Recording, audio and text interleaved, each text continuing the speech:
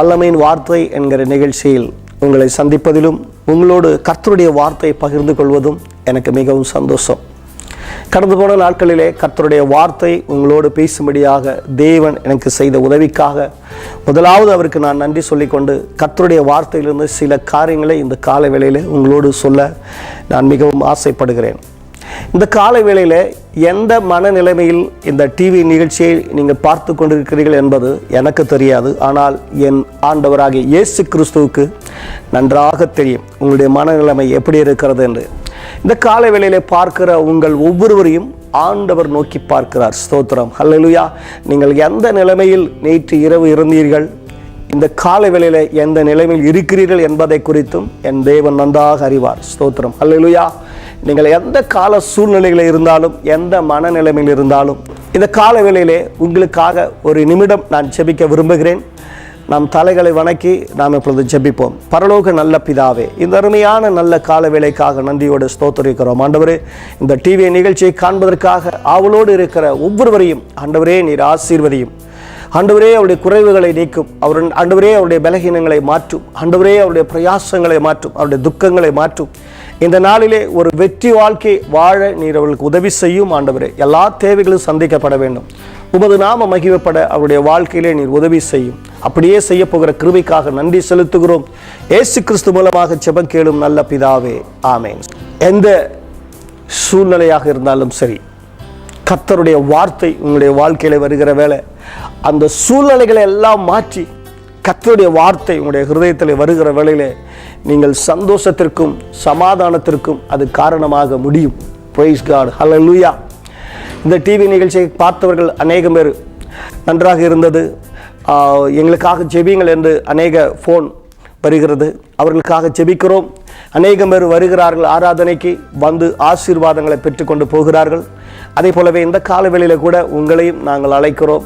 உங்களுடைய வாழ்க்கையிலே தீராத பிரச்சனைகள், விட்டுவிட முடியாத பலகீனமான சுபாவங்கள், விட்டு விட முடியாத இருக்கக்கூடிய சில ரோகங்கள் எதுவாக இருந்தாலும் சரி, தேவனுடைய பார்வையிலே அது எல்லாவற்றையும் தீர்த்து கொடுக்க அவர் போதுமானவராக இருக்கிறார். எந்த சூழ்நிலை நீங்கள் இருந்தாலும் வாருங்கள் ஆராதனைக்கு. நாங்கள் எல்லாரும் உங்களுக்காக நாங்கள் ஜெபிக்க மிகவும் காத்து கொண்டிருக்கிறோம். ஜெபித்தவர்கள் அநேகம் பேர் விடுதலை பெற்றிருக்கிறார்கள். உங்களுக்கும் அந்த விடுதலை வேண்டும் என்கிற அதே ஒரு வாஞ்சையோடும் தாகத்தோடு தான் இந்த காலவெளியில் உங்களோடு கூட பேச நான் விரும்புகிறேன். ஹல்லேலூயா. லூக்கா எழுதின சுவிசேஷம் 19வது அதிகாரத்திலே வசனம் ஒன்று இருக்கிறது. அவர் இழந்து போனதை தேடுவதற்காகவும் ரட்சிப்பதற்காகவும் மனுஷகுமாரன் வந்திருக்கிறார். ஸ்தோத்திரம். சாதாரணமாக ஒரு பொருளை நாம் இழந்து போவதற்கு சில காரணங்கள் இருக்கும். ஒன்று, நாம் அறியாமல் நாம் அந்த பொருளை எங்காவது மறந்து வைத்து விடுவோம், அது இழந்து போகிற ஒரு நிலைமை. அதே நேரத்தில் அந்த பொருள் மீது யாராவது ஒரு ஆசைப்பட்டு நாம் அறியாமலே நம்மிலிருந்து அதை எடுத்துக்கொள்வார்கள், அதுவும் இழந்து போனதாக காரணம். அதே போல இழந்து போவதற்கு அநேக காரணங்கள் இந்த உலகத்திலே இருக்கிறது. ஆனால் இங்கே நாம் வாசிக்கிறோம், ஆண்டவராகிய இயேசு கிறிஸ்து அன்றைக்கு யூத ஜனங்களுடைய நடுவில், தங்களுடைய சீசர்களுடைய இடத்திலும் ஜனங்களுடைய நடுவிலும் ஒரு வார்த்தை சொல்லுகிறார். அந்த வார்த்தை தான் இது: இழந்து போனதை தேடுவதற்காகவும் அதை ரட்சிப்பதற்காகத்தான் இந்த பூமியிலே நான் வந்திருக்கிறேன் என்று சொல்லுகிறார். ஹல்லேலூயா. கடவுள் மனிதனாக பூமியிலே பிறந்தவர். ஹல்லேலூயா. கடவுள் மனிதனாக பிறந்து அவருடைய வார்த்தை தான் இந்த கால வேளையில் நாம் வாசித்தோம். ஹல்லேலூயா. அவர் சொல்லுகிறார், இழந்து போனேன். ஹல்லேலூயா. அவரிடத்திலிருந்து அவர் ஞாபக மறதியாக நம்ம எங்கே வைத்துவிட்டு அவர் போகவில்லை, அல்லது யாராவது நம்மை திருடி கொண்டு போனதும் இல்லை. ஸ்தோத்திரம்.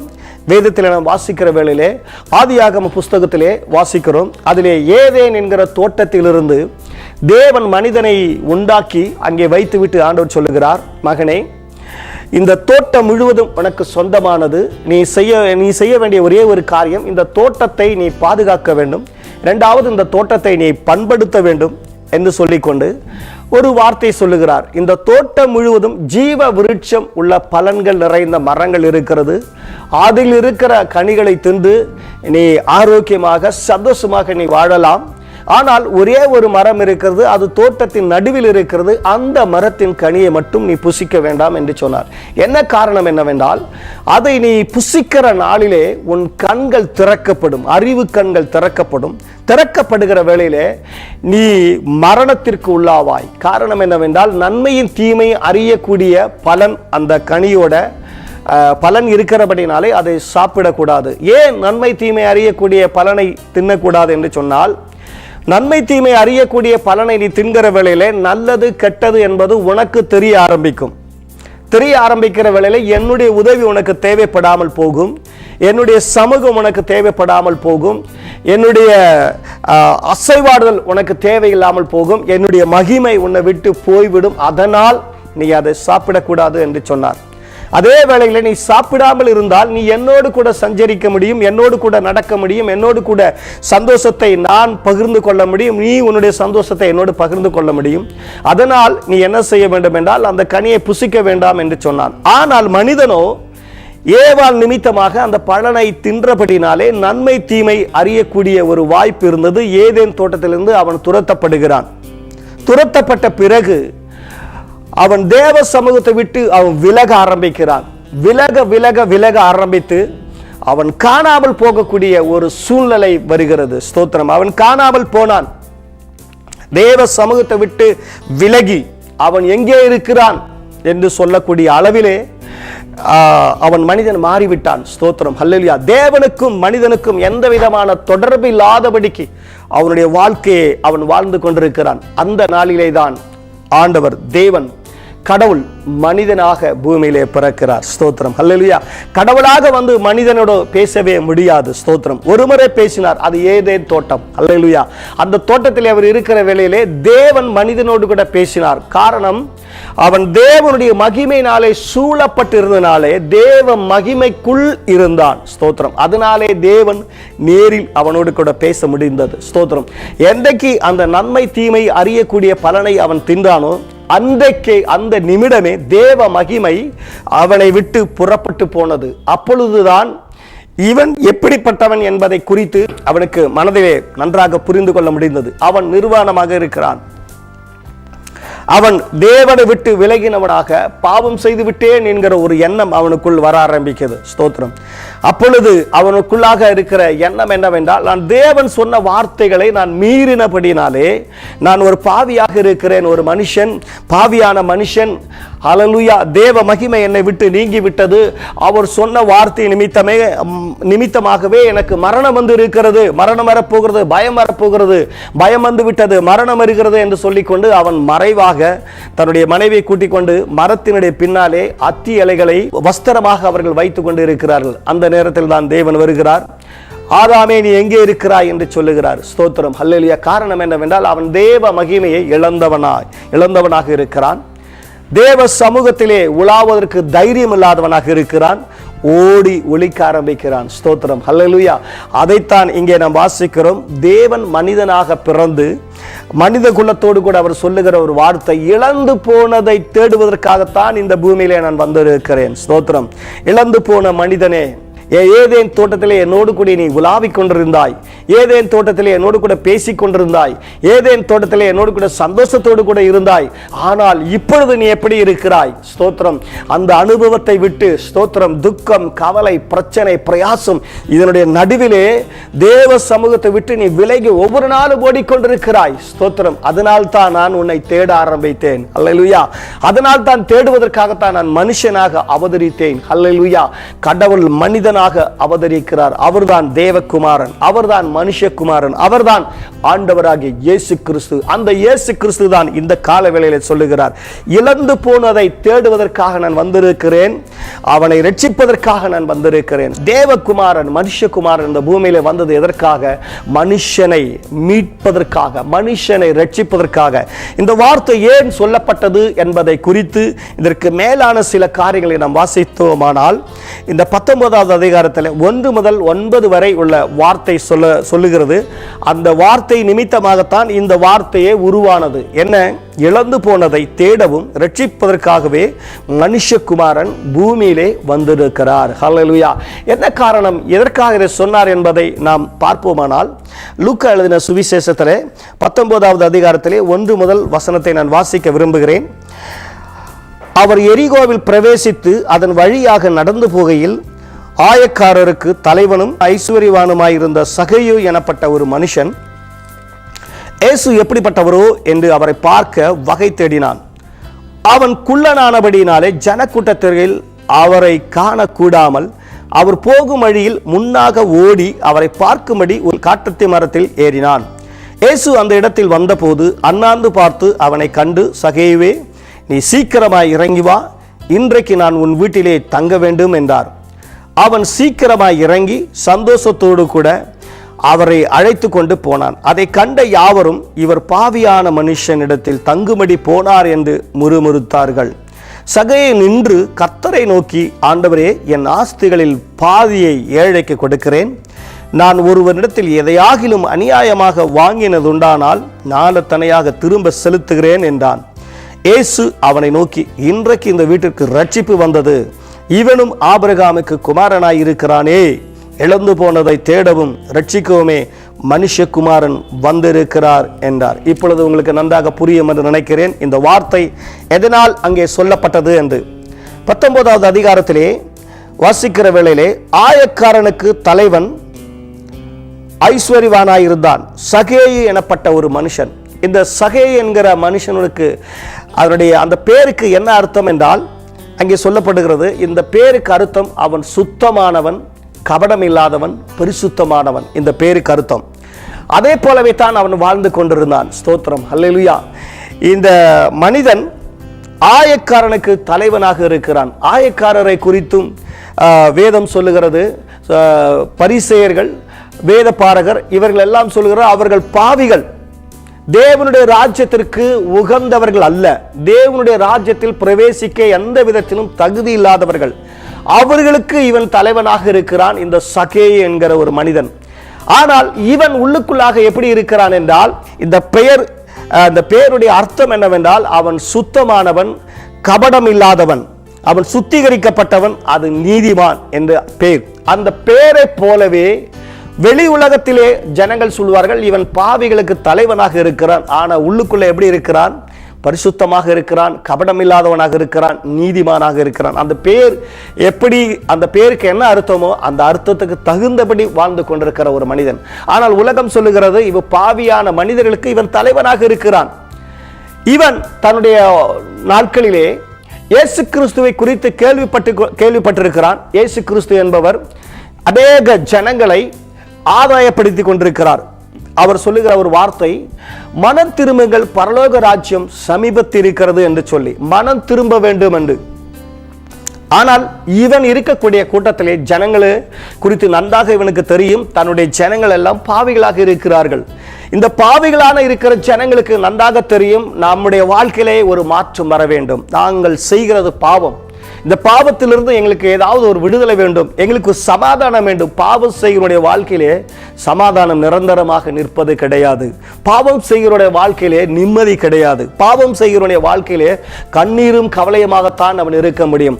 அவன் மேலுக்கு மேல் பாவம் செய்கிற தொடர்ந்து செய்து கொண்டிருக்கிற வேளையில கண்ணீரையும் கவலையும் மறந்து அந்த பாவம் செய்கிறதிலே அவன் முன்னாக இருக்கிறபடினாலே இதெல்லாம் மறந்து விடுகிறான். ஆனாலும் அவனுக்குள்ளே ஒரு சூன்யமாக அவன் இருக்கிறது. ஐயோ, நான் ஒரு பாவியாக இருக்கிறேனே, இந்த பாவத்திலிருந்து எனக்கு எப்படி விடுதலை கிடைக்கும் என்று வேதனையோடு கூட இருக்கிற ஒரு ஜனக்கூட்டத்தின் தலைவனாக இருக்கிறபடினாலே இயேசு கிறிஸ்து அன்று சொன்ன அந்த வார்த்தை அவன் நினைத்து பார்க்கிறான். எப்படி நினைத்து பார்க்கிறான்? மனம் திரும்புங்கள், பரலோக ராஜ்யம் சமீபமாக இருக்கிறது. இந்த வார்த்தை சொன்னது நிமித்தமாக அநேக யூதர்கள், அநேக கிரேக்கர்கள், அநேக ஜாதிகள் ஜனங்கள் என்ன செய்கிறார்கள்? அவருக்கு பின்னாக சென்று கொண்டிருக்கிறார்கள். அவருடைய வார்த்தை கேட்பதற்காக திரளான ஜனங்கள் கூடிக்கொண்டிருக்கிறது. ஹல்லேலூயா. பார்த்தீர்களானால் தேவாலயத்திலே ஆண்டவராக இயேசு கிறிஸ்துவை குறித்து சொல்லுகிறது, அவர் அதிகாலையிலே தேவாலயத்திற்கு போனார் என்று. அதிகாலையிலே தேவாலயத்துக்கு போகிறவர்களே கூட்டம் நிரம்பி வழிகிறது. ஸ்தோத்திரம். எந்த விதமான ஒரு முன்னறிவிப்பு இல்லாமல், அதாவது இப்பொழுது சில மீட்டிங்கள் நடக்கிற வேளையில பார்த்தீங்கன்னா ஒரு மாதத்திற்கு முன்பாகவே நோட்டீஸை ஒட்டுவார்கள், பேனரை கட்டுவார்கள், கட் அவுட் வைப்பார்கள், அநேக சவுண்ட் சிஸ்டம், அநேகரை போய் கூப்பிடுவார்கள். இதெல்லாம் முடிந்து அந்த நாள் வருகிற வேளையில் அவர்கள் சொல்வார்கள், ஐயோ நாங்கள் எதிர்பார்த்த ஜனங்கள் வரவில்லையே, நாங்கள் இவ்வளவும் செலவு செய்திருக்கிறோமே என்று கேள்விக்குறியோடு அவர்கள் கேள்வி கேட்டுக் கொண்டிருப்பார்கள். ஆனால் இங்கே ஆண்டவராகிய இயேசு கிறிஸ்து மலையில் இருந்து இறங்கி தேவாலயத்திலேக்கு போகிறார். அவர் வேற எங்கே போகவில்லை, மலையில் இருந்து இறங்கி அவர் தேவாலயத்துக்கு போனார் என்று வேதத்திலே வாசிக்கிறோம். தேவாலயத்திற்கு போகிற வேளையில் அங்க திரளான ஜனங்களை ஆண்டவர் பார்க்கிற வேளையிலே நேற்று இரவு அவர் மலையின் மேல் இருந்தபடினாலே அவர் பிதாவினிடத்தில் பேசிக் கொண்டிருந்தார். ஸ்தோத்திரம், ஹல்லேலூயா.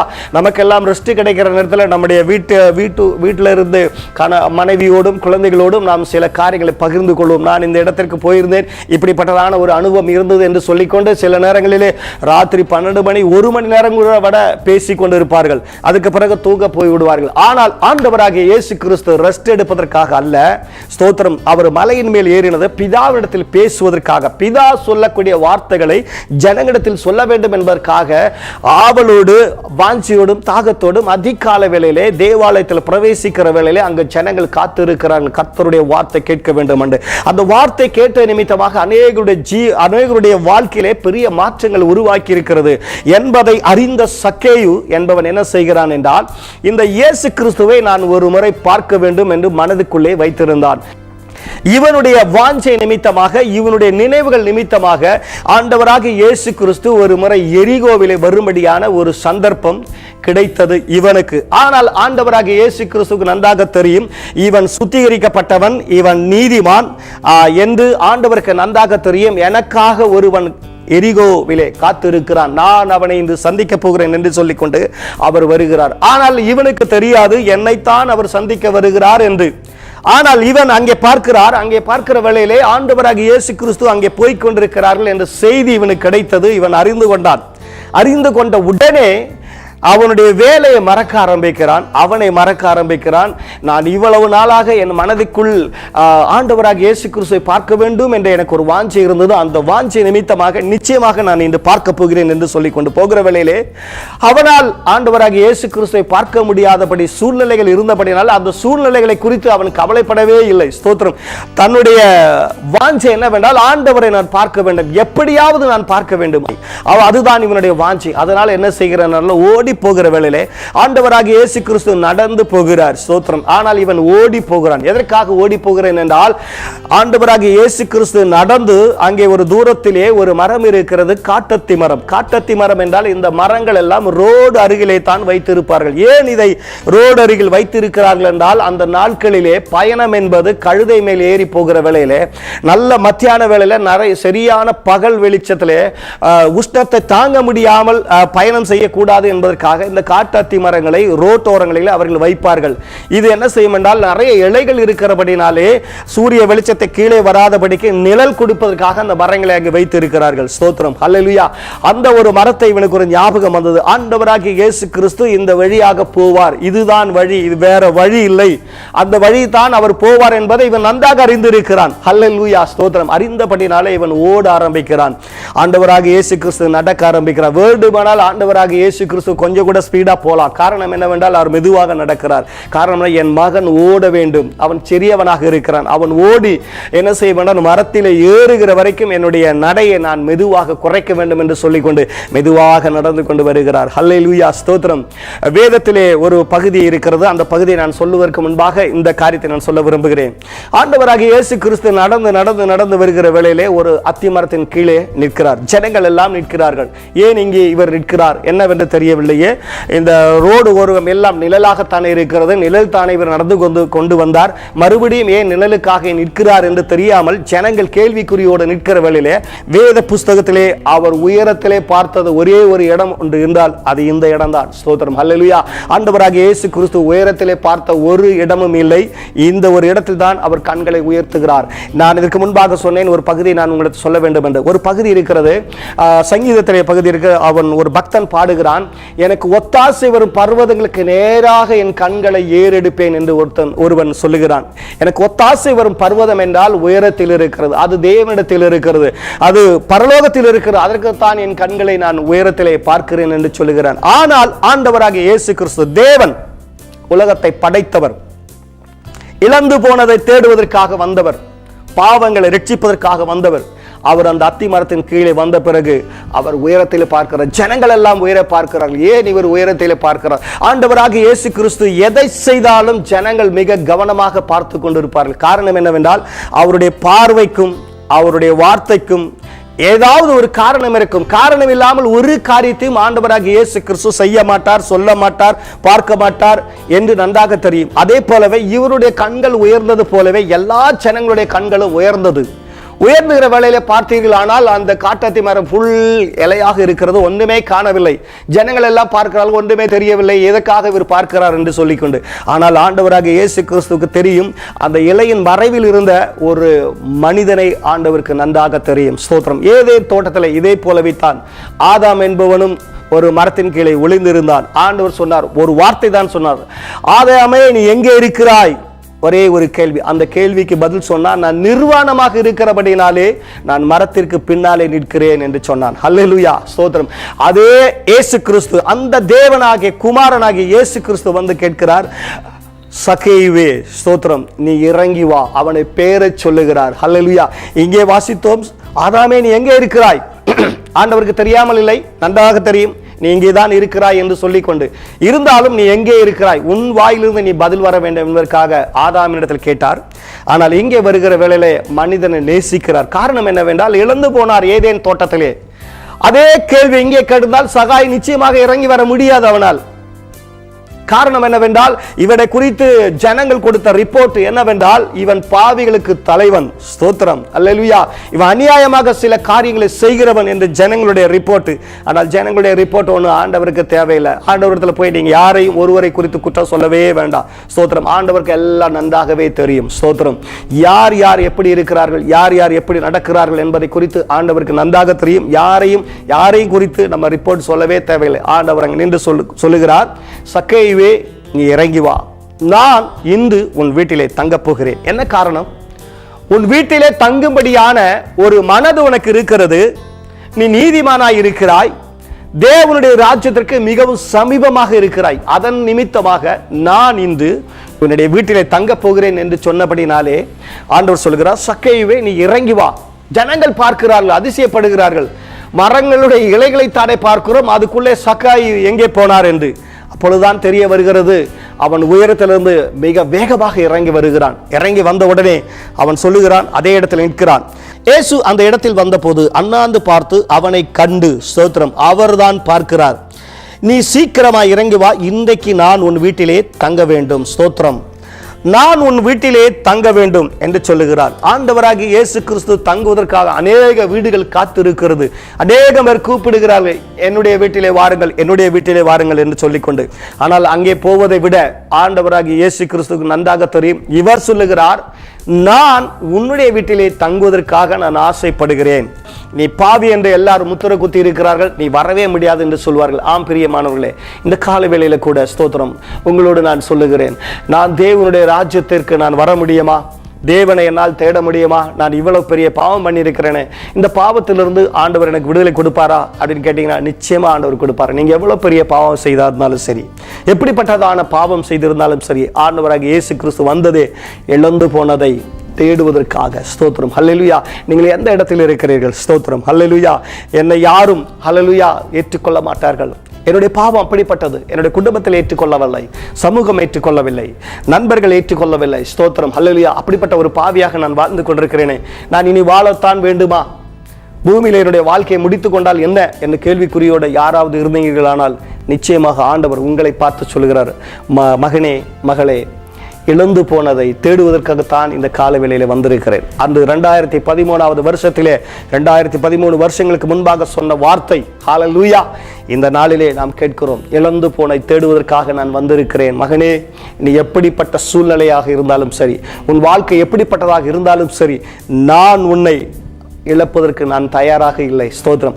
உலகம் உன்னை இழப்பதற்காக தயாராக நிற்கிறது, ஆனால் நான் உன்னை இழப்பதற்கு நான் ஒரு நாளும் தயாராகவே இல்லை. மகனே, நான் உன்னை ரட்சிப்பதற்காகத்தான் இவ்வளவு வேகமாக நான் வந்திருக்கிறேன் என்று சொல்கிறார். இந்த காலவெளியிலே நிச்சயமாக கர்த்தர் உங்களோடு கூட பேசிக் கொண்டிருக்கிறார். மகனே, உன்னுடைய கண்ணீரை பார்க்கிறார். மகளே, உன்னுடைய கண்ணீரை தேவன் அறிகிறார். ஸ்தோத்திரம். அல்லேலூயா. உலகம் உங்களை வெறுக்கிறது, உற்றார் உங்களை வெறுக்கிறார்கள். ஸ்தோத்திரம். அல்லேலூயா. ஏன் உங்கள் வீட்டிலே உங்களை வெறுக்கிறவர்கள் அநேகம் பேர் இருக்கிறார்கள். எல்லாரும் என்ன சூழ்நிலையில நீங்கள் இருந்தாலும் ஆண்டவர் சொல்கிறார், மகனே மகளே, நான் உன்னை வெறுக்கவில்லை. பிரியமானவர்களே, நீங்கள் எங்களோடு சேர்ந்து இந்த தேவனை ஆராதிக்க வேண்டும் என்று நீங்கள் விரும்பினால், கண்ணூரிலே கேல்டாக்ஸ் என்கிற பகுதியிலே near bus stand, KSRTC bus ஸ்டாண்டுக்கு முன்பாக இருக்கிற நார்த் மலபார் சேம்பர் ஹால், இந்த ஹாலிலே நாங்கள் தேவனை ஆராதித்துக் கொண்டிருக்கிறோம்.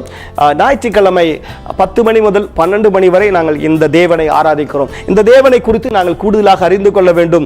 தேவனோடு கூட நாங்கள் சேர்ந்து வாழ வேண்டும். எங்களுக்கு சமாதானம் வேண்டும், எங்களுக்கு சந்தோஷம் வேண்டும், நிம்மதியுள்ள வாழ்க்கை வேண்டும் என்று நீங்கள் யாராவது விரும்பினால் வாருங்கள், சேர்ந்து நாம் தேவனை ஆராதிப்போம். உங்களுக்காக ஜெபிக்க நாங்கள் காத்து கொண்டு இருக்கிறோம். ஸ்தோத்திரம். உங்களுடைய தேவைகளுக்காக, உங்களுடைய பிரச்சனைகளுக்காக, உங்களுடைய விடுதலைக்காக நாங்கள் ஜெபிப்பதற்கு மிகவும் ஆவலோடு கூட இருக்கிறோம். வாருங்கள், நாம் ஒன்றாக சேர்ந்து நாம் தேவனை ஆராதிப்போம்.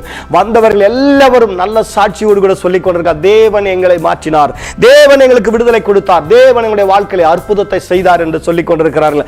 அவர்களுடைய சாட்சிகளை நீங்கள் கேட்கலாம். உங்களையும் உங்களுடைய வாழ்க்கையும் ஆண்டவர் மாற்ற போதுமானவராக இருக்கிறார். ஹல்லேலூயா. எங்களுடைய இந்த ஸ்கிரீனிலே எங்களுடைய நம்பர் வருகிறது. அந்த நம்பரோடு கூட நீங்கள் தொடர்பு கொள்ளுங்கள். அந்த நம்பரிலே எங்களோடு தொடர்பு கொள்ளுங்கள். கர்த்தர் உங்களை ஆசீர்வதிப்பார். எங்களோடு கூட சேர்ந்து நாம் ஆண்டவரை ஆராதிப்போம். கர்த்தர் பெரிய காரியங்களை செய்வார். கர்த்தர் தாமே உங்களை ஆசீர்வதித்து உங்களை பலப்படுத்துவார், திடப்படுத்துவார். நான் இப்பொழுது உங்களுக்காக ஜெபிக்க வருகிறேன். அன்புள்ள நல்ல ஆண்டவரே, இந்த அருமையான நல்ல வேலைக்காக ஸ்தோத்திரம். கர்த்தருடைய வார்த்தை கேட்ட இவருடைய வாழ்க்கையிலே, சகையுடைய வாழ்க்கையிலே மாற்றம் வந்தது போல இவருடைய வாழ்க்கையிலே மாற்றம் வந்து ஆண்டவரே உம்மை ஆராதிக்க நீங்க உதவி செய்யுங்க. ஆண்டவரே, ஜெபம் கேட்ட கிருபைக்காக நன்றி செலுத்துகிறோம். இயேசு கிறிஸ்து மூலமாக ஜெபம் கேளும் நல்ல பிதாவே. ஆமென், ஆமென், ஆமென். கர்த்தர் தாமே உங்களை ஆசீர்வதிப்பாராக. ஆமென்.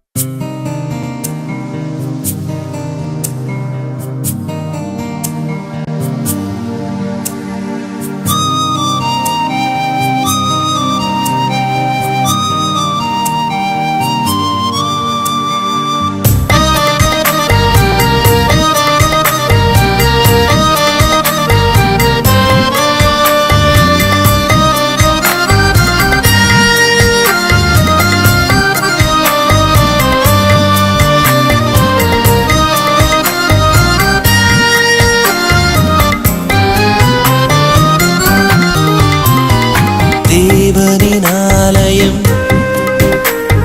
துதிகளின் ஆலயம், பரமனின் ஆலயம், பரிசுத்த ஆலயம், மகிமையின் ஆலயம், மகத்துவ ஆலயம், மகிமையின் ஆலயம், மகத்துவ ஆலயம், நன்றியின் ஆலயம், நாமயவாலயம், நன்றியின் ஆலயம், நாமயவாலயம், தேவனின் ஆலயம், துதிகளின் ஆலயம், பரமனின் ஆலயம், பரிசுத்த ஆலயம்.